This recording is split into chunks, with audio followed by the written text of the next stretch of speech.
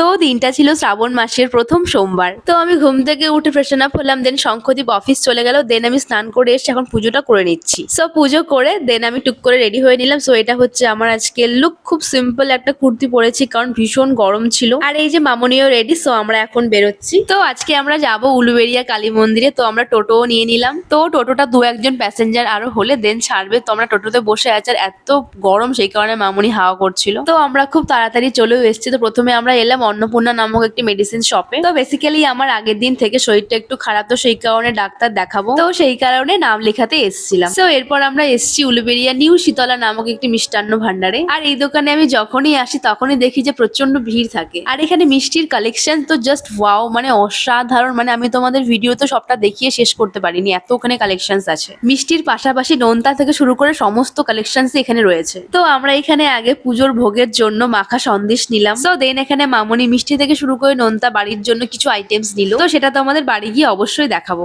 আর মিষ্টির দোকানে লিটারালি এত ভিড় ছিল যে মিষ্টির দোকানে আমাদের প্রায় 1 ঘন্টা সময় চলে গিয়েছিল। আর এই মিষ্টির দোকানের এই সিস্টেমটা আমার কাছে বেশ ইউনিক লেগেছিল, যে এখানে প্লাস্টিকের ঝুড়িতে করে এখানে চেঞ্জ আর বিলটা দেওয়া হয়। আর হ্যাঁ, আমার বাবাও যখনই আসে তখনই এই দোকান থেকে মিষ্টি নিয়ে যায়। তো ফাইনালি আমাদের অনেক প্রতীক্ষার পর এবার মিষ্টিটা নেওয়া হলো। এবার যাচ্ছি আমরা মন্দিরের দিকে। তো আমাদের যেহেতু ফুল, বেলপাতা, আকন্দ ফুলের মালা আরো যা যা সমস্ত জিনিসপত্র লাগে, তো আমাদের যেহেতু সেগুলো নেওয়া হয়নি, তো সেই কারণে আমি টোটোয় করে মন্দিরে আগে চলে আসি। দেন মামুনি ওই সমস্ত জিনিসপত্র কিনে একটু পরে চলে আসে। তো চলো আগে তোমাদের মন্দিরটা একটু ঘুরিয়ে দেখিয়ে দিই। তো এটা হচ্ছে উলুবেড়িয়া কালীবাড়ি শ্রী শ্রী আনন্দময়ী কালী মাতা। আর এই মন্দিরে শঙ্খদীপ আর আমি বিয়ের পরপরই এসে মায়ের পুজো করে গিয়েছিলাম। তো মামনিও চলে এসছে, এন্ড এবার আমরা এসছি গঙ্গার ঘাটে। তো এখানে আমরা আমাদের সমস্ত জিনিসপত্র বের করে সুন্দর করে সাজিয়ে নিচ্ছি। আর এখানে প্রায় সবাই গঙ্গার ঘাটে স্নান করে দেন যাচ্ছে পুজো দিতে। তো আমিও এবার গঙ্গায় গিয়ে ভালো করে হাত পা ধুয়ে নিয়ে একটু মাথায় জল দিয়ে তারপর আমিও 1 ঘটি জল নিয়ে এলাম, কারণ ফলগুলো সব সমস্ত ধুয়ে নেব।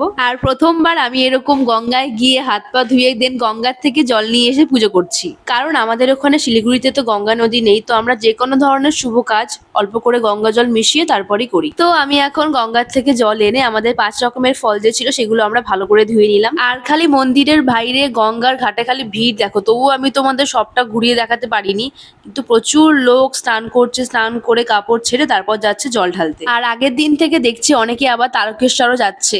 আর আমি তো তারকেশ্বর বিয়ের পরে ফার্স্ট টাইম গিয়েছিলাম দোলের দিন। আর আমাদের এইসব করতে করতে তো দেখি পুজোর লাইনটা আরো বেশি লম্বা হয়ে যাচ্ছে, যত বেলা বাড়ছে তত আরো ভিড় বাড়ছে। আর যেহেতু লাইনটা অনেক লম্বা ছিল, মানে মন্দির থেকে শুরু করে একবারে মেন গেটের বাইরে পর্যন্ত লাইন ছিল। আর আমি অতক্ষণ লাইনে দাঁড়িয়ে থাকতে পারবো না বলে লাইনে মামুনি দাঁড়িয়েছিল। তো যখন লাইনটা অনেক কাছে চলে আসে পুজোর সামনে, তারপর লাইনে আমি দাঁড়িয়েছিলাম। আর এই দেখো জাস্ট পুজোর লাইন সেই মেন গেট থেকে শুরু করে একদম ভেতর পর্যন্ত। আর বাইরেটা তো প্রচন্ড গরম, মেঝেটা একদম গরমে তেতে ছিল। আর মন্দিরের ভেতরে পাশে সাইডে একটা বড় হল ঘর মতো আছে, পাখা লাগানো, টিভি লাগানো। তো পুজোর পরে সবাই সেখানে বসে বিশ্রাম নিচ্ছিল পাখার নিচে। তো আমি ওখানে বেশ 8 ঘন্টা মতো বসেই ছিলাম। আর এই উলুবেড়িয়া কালীবাড়ি মন্দিরটা তো ভীষণ সুন্দর, আমার তো ভীষণ ভালো লাগে এখানটায় এলে। মন্দিরের পেছনে গঙ্গার ঘাটের ধারে তো বিকেল থেকে প্রচুর খাওয়ার দাওয়ারের দোকানপাট বসে। আর সেখানে তো বিকেল থেকে প্রচুর লোক বসে থাকে গঙ্গার ঘাটে। আর সমস্ত রকমের স্ট্রিট ফুডই প্রায় সেখানে বসে, মানে আইসক্রিম, ফুচকা, ভুট্টা থেকে শুরু করে প্রায় সবকিছুই সেখানে বসে। তো দেখো গল্প করতে করতে লাইন দিয়ে আমি মন্দিরের ভেতরেও চলে এলাম। আর মন্দিরের ভেতরে জল ঢালার জন্য প্রায় 7-8 জন করে ঢুকিয়ে পুরোহিত 3বার করে অঞ্জলি দিয়ে তারপর পুজো করাচ্ছিল। তো জল ঢালার পর এবার আমি যাচ্ছি মা কালীর মন্দিরে মাকে ধূপটা দেখাতে। তারপর আমি মাকে ধূপ দেখিয়ে দেন মন্দিরের বাইরে গেলাম ধূপটা দিতে। তো তারপর পুজো করতে করতে আমাদের প্রায় দুপুর 1টা বেজে যায়। তারপর আমরা বাড়ি চলে আসি। তো চলো এবার তোমাদের দেখাই মামুনি তখন মিষ্টির দোকান থেকে কি কি মিষ্টি নিয়েছে। তো প্রথমে এখানে আমার জন্য নিয়েছে এই